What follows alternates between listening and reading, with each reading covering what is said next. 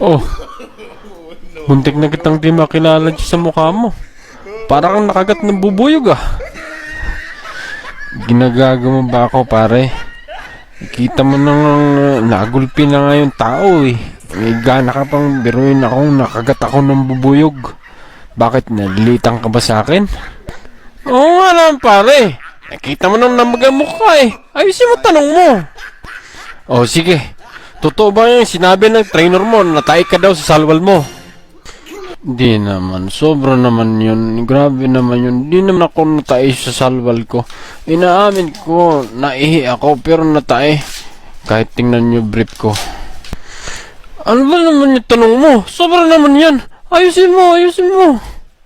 Ikaw Robert, ikaw tong nagsabi na natay itong si Margarito. Ba't mo naman sinisiraan tong bata mo? Di naman pala siya natay, naihilang daw. Sinungaling ka, gago ka. Wala akong sinabi na natay siya sa salwal. Tayo dyan.